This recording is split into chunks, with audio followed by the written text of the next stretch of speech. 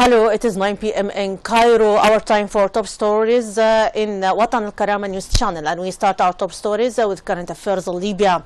A source in Derna city said that several mortar shells landed today on Fanar city in center of the city, targeting residential buildings. The source said that the shelling hit Al-Makawi building and a house belonging to the family of Nouri Bou Huata, resulting burning one of the apartments. The same source said that these missiles may not be random ones launched by Al-Fatayh and Al-Kruvat al-Sab'a. They are away from the downtown, but terrorist operations carried out from within the city center. Fanar Street is regarded as the most important and famous commercial street in Derna. Italian Foreign Minister Paolo Gentiloni warned the outgoing conference of wasting more time, calling on it to sign a dialogue draft sponsored by the United Nations mission. Gentiloni added that there must be progress in dialogue path, pointing out that there is no time to leave Libya for another month in this situation without establishing a unity government and without a political ideology. This statement came to deny what he was claimed by Saleh Al-Makhzoum, the vice president of outgoing conference, that Italy calls for including the so-called the outgoing conference in the political settlement that reach in Sikhirat.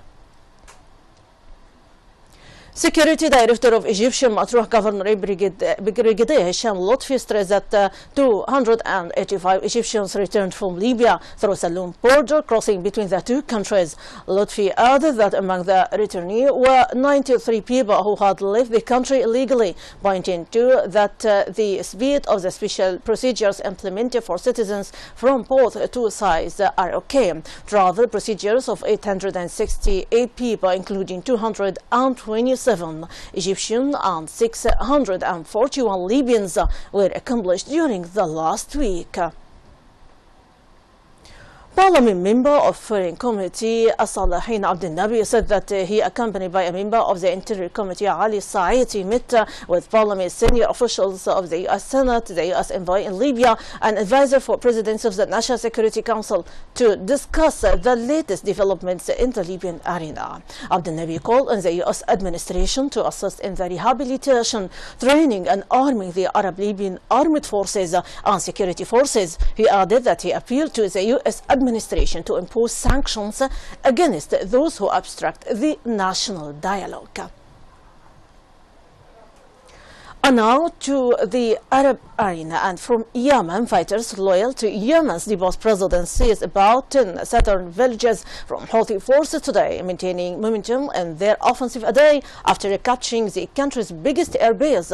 Residents and loyal sources said clashes took place across the southern province of Lahj, most of which is now back in the hands of the Saudi-backed loyalist forces.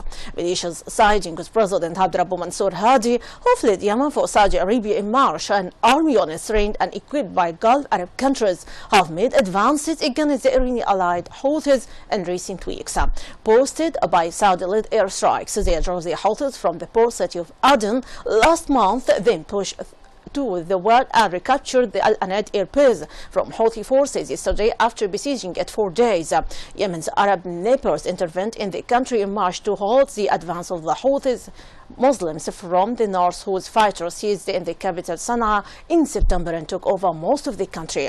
The Sunni Muslim of Gulf states say that Houthis are a proxy for Iran and aim to restore Hadi to power in Sana'a. The UN envoy to Yemen, Ismail al-Sheikh Ahmad, renewed his call today for an immediate ceasefire in the conflict based on a plan involving Houthi withdrawal from main cities to pave way for the exiled government return.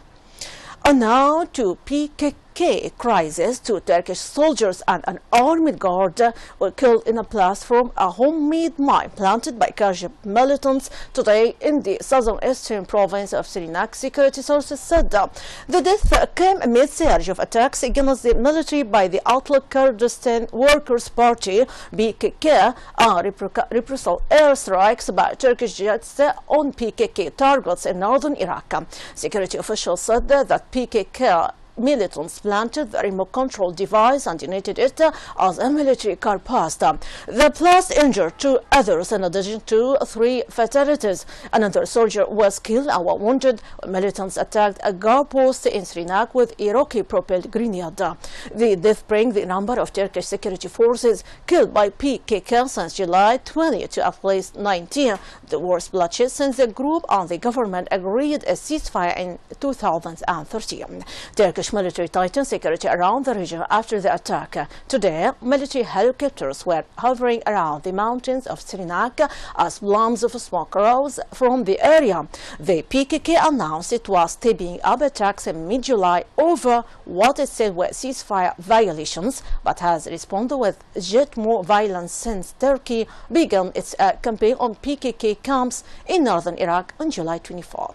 Turkish officials have said strikes against PKK are a response to increased violence from the militants. And now to Iraq. British Defense Minister Michel Fallon said his country will increase its support to the Iraqi army at its fight against terrorist Daesh group. Fallon with the comments during a visit to Baghdad today. Fallon said that Britain will extend its campaign in Iraq against terrorist Daesh militants by a year. He said it would use aging Tornado fighter jets to conduct strikes until at least early 2017. Britain had previously said that Tornadoes would stay operational until March 2016, a year later than originally intended, and would then be finally taken out of service. But Fallon said that the Cyprus-based planes had capabilities which meant should fly longer.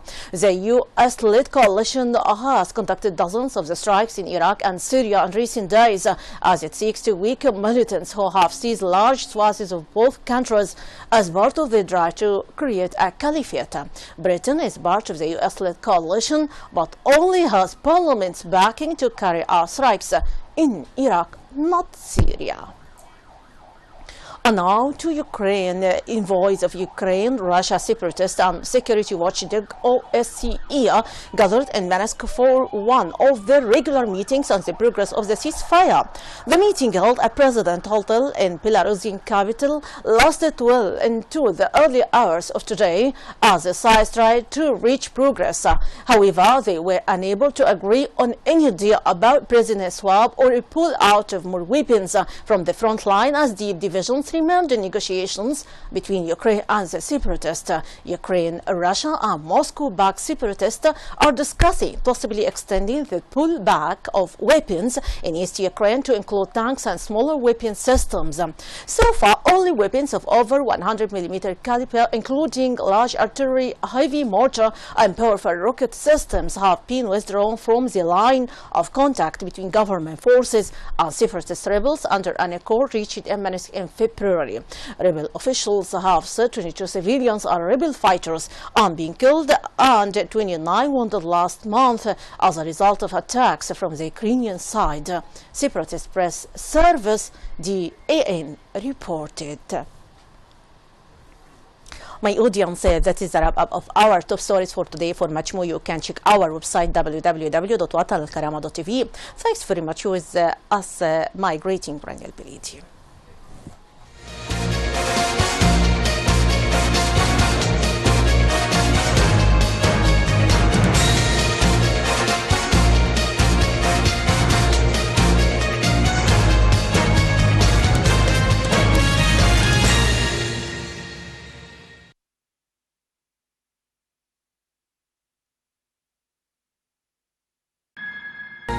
التالي النشرة